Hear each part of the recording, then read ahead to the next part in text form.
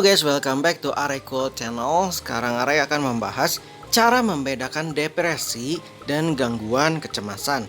Tapi sebelum lanjut, jangan lupa untuk klik tombol like dan subscribe ya guys ya. Depresi dan gangguan kecemasan adalah dua kondisi medis yang berbeda, baik gejala, penyebab, dan perawatannya. Untuk membedakannya, penting untuk memahami tanda dan gejalanya masing-masing. Dengan begitu, pengidap gangguan kesehatan mental bisa mendapatkan perawatan yang tepat.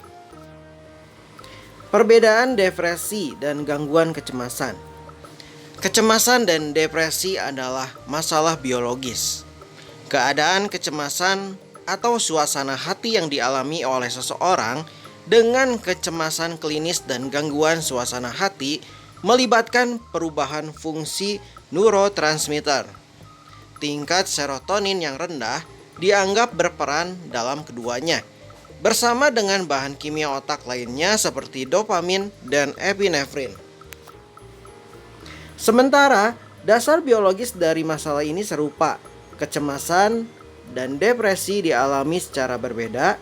Perbedaan kedua emosi ini bisa dikenali dari tanda atau ekspresi dari setiap kondisi. Tanda kecemasan.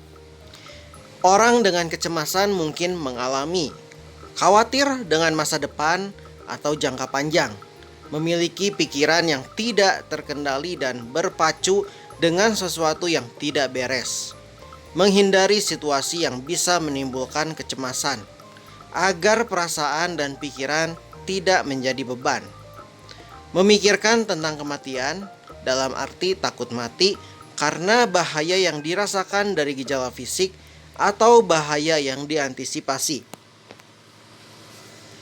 Tergantung pada sifat kecemasan, gejala gangguan mental ini bisa bervariasi. Misalnya seseorang dengan gangguan kecemasan umum mungkin mengkhawatirkan berbagai topik, peristiwa, atau aktivitas.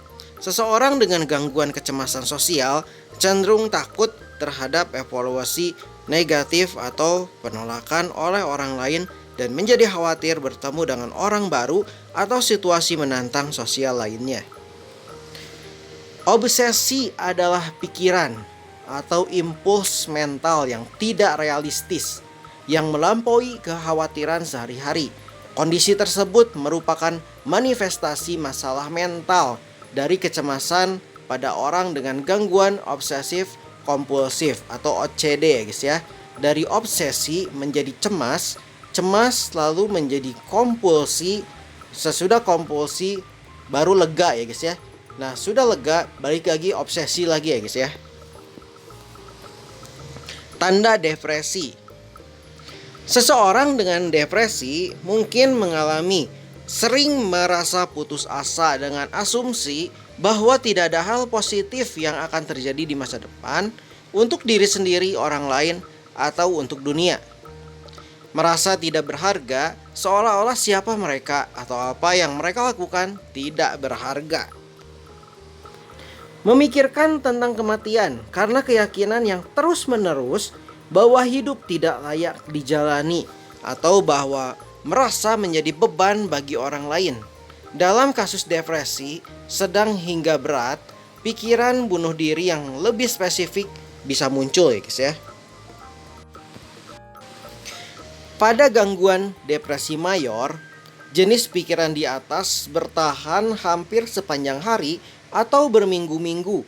Jika perasaan terasa terombang-ambing antara keadaan, suasana hati yang sangat rendah dan sangat tinggi, maka diagnosis gangguan bipolar mungkin berlaku untuk setiap jenis gangguan mood karena mood yang rendah cenderung dicirikan oleh jenis pemikiran yang dijelaskan tadi ya guys ya.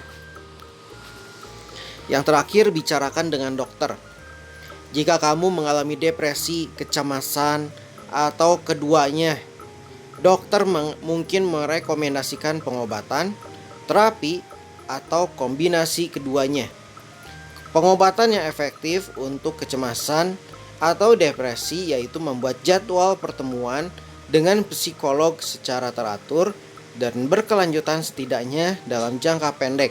6-12 bulan ya guys ya. Maka itu penting untuk bertemu dengan psikolog yang kamu percayai. Oke guys, sekian saja info dari Arekul Channel. Semoga info ini bermanfaat untuk semuanya dan jangan lupa untuk klik tombol like dan subscribe ya guys ya. Dan see you, bye bye.